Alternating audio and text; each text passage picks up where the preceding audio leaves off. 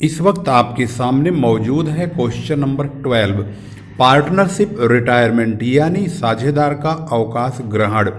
Question number 12, question number 11 तक की video already part 1, 2, 3, 4 इस टाइप से अवेलेबल है। वहाँ से आप प्लेलिस्ट का प्रयोग करेंगे और तमाम वीडियोज आपको मिल जाएंगी।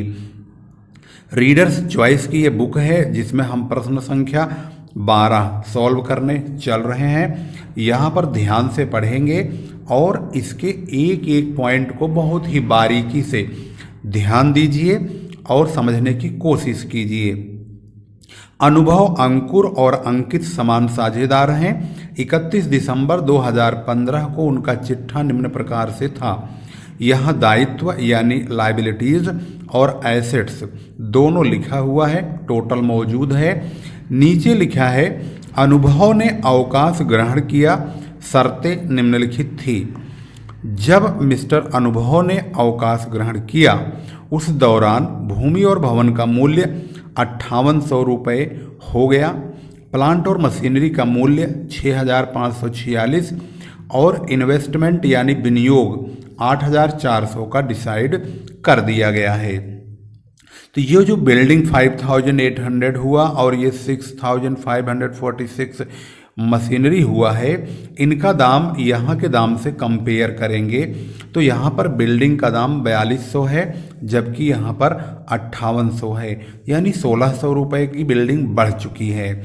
और यहाँ पर प्लांट और मशीनरी को ध्यान से देखेंगे तो प्लांट और मशीनरी 6980 6980 है जबकि यहाँ पर 6546 है जो कि यहाँ पर 434 रुपये घट चुका है। जबकि इन्वेस्टमेंट 8000 से 8400 हुआ जो कि 400 यानी 400 रुपये की बढ़ोतरी हो गई है।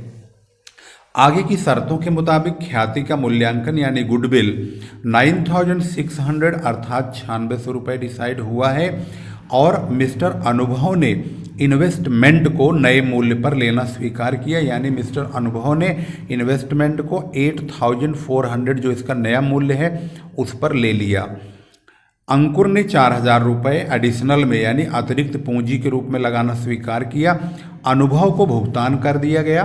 पुनर्मूल्यांकन खाता बनाकर नई फर्म का आर्थिक चिट्ठा तैयार कीजिए।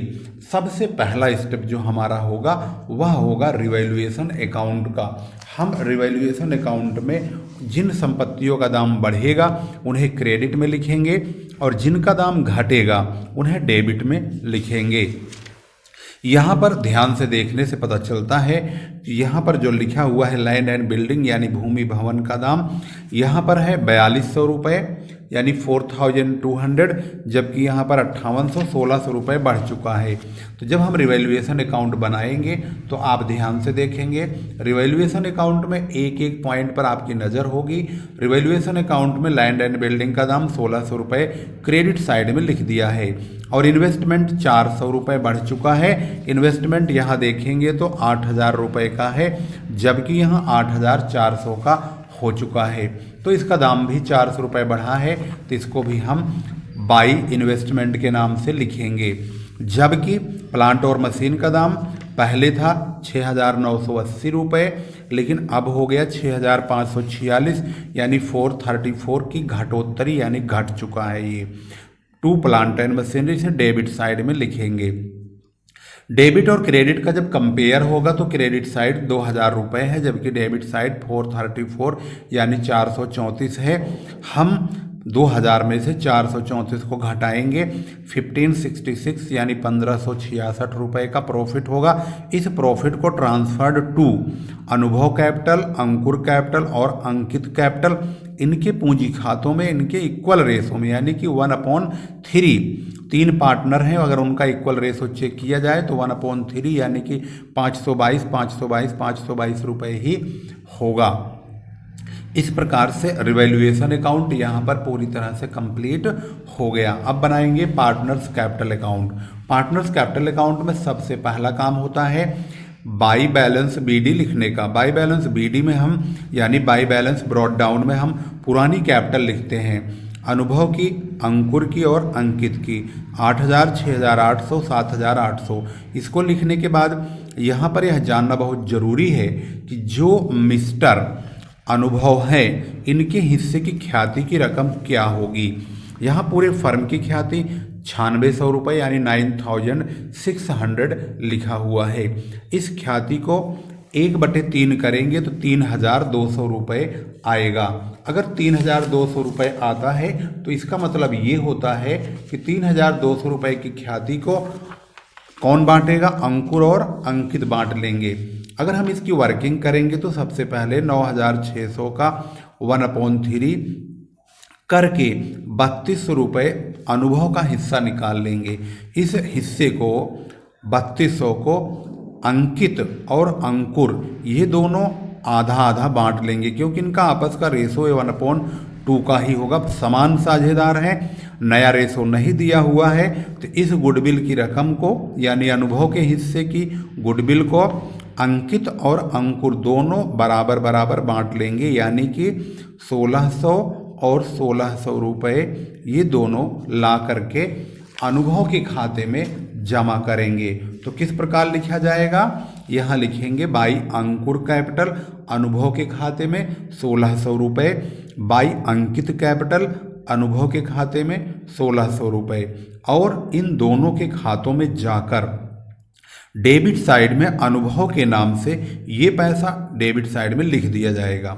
यहाँ पर टू अनुभव कैपिटल अकाउंट में यहाँ पर लिखेंगे इसी नाम से, और अंकुर के खाते में डेबिट में 1600, अंकित के खाते में 1600 रुपये लिख देंगे। इसके बाद नेक्स्ट पॉइंट, रिवैल्यूएशन अकाउंट का जो प्रॉफिट है ये क्रॉस बढ़ता है इस तरह से।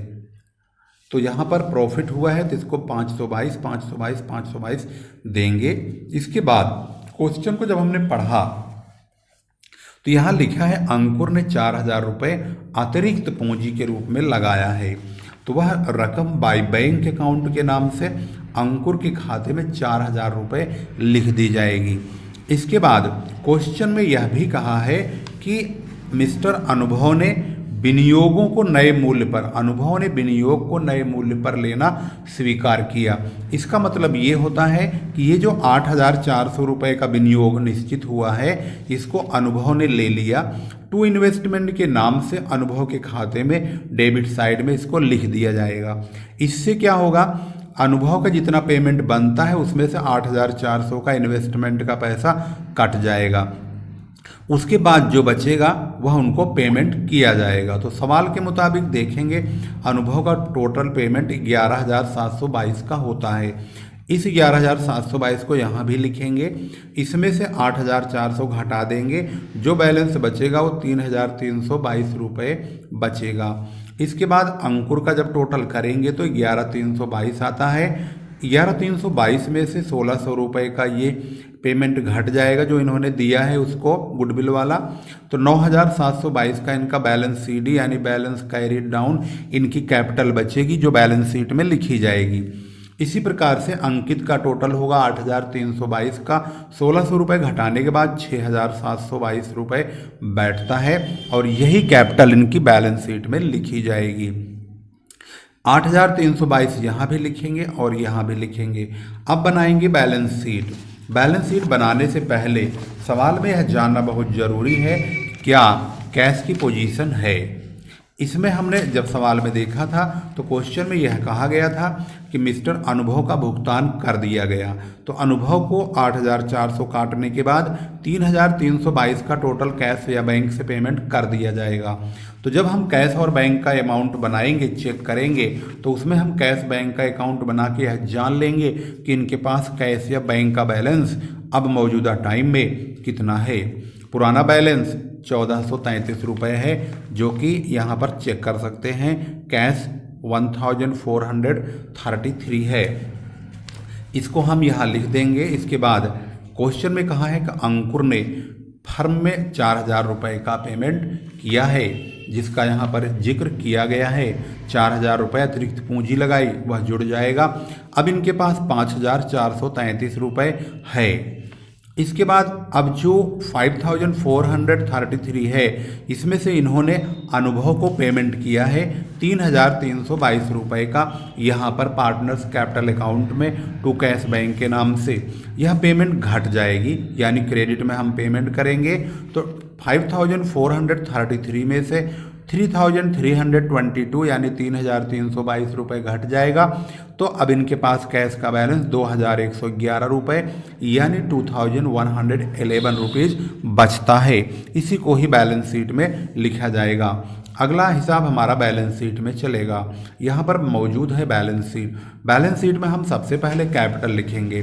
कैपिटल में अब अंकुर और अंकित ही बचे हैं। अनुभव और जो अनुभव है वो तो चला गया। अंकुर जो है उसकी कैपिटल 9722 रुपये और अंकित की जो कैपिटल है वो 6722 रुपये लिखी जाएगी। इसके बाद सवाल के मुताबिक यहाँ क्रेडिटर्स बचा है 6928 रुपये का, उसको लिखेंगे, टोटल कर देंगे 23,372 रुपये हो जाता है। 23,372 का इधर का लाइबिलिटीज का टोटल होता है। इसी प्रकार से एसेट्स का मिलान करेंगे तो यहाँ पर लैंड एंड बिल्डिंग का दाम अब नए सिरे से 5800 हो गया है, तो हम लैंड एंड बिल्डिंग पुरानी न लिख करके नई लिखेंगे 5800।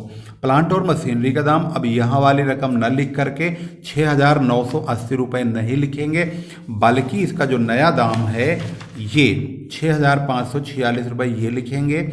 इसके बाद इन्वेस्टमेंट उन्होंने ले लिया है मिस्टर अनुभव ने, इन्वेस्टमेंट का कुछ नहीं होगा। इसके बाद यहाँ बचता है डेप्टर्स यानी देनदार। देनदारों के बारे में कोई इन्फॉर्मेशन ना तो यहाँ कहा गया है ना ही यहाँ कहा गया है, तो वो डेटर्स वही पुराने रहेंगे 8,915 रुपये।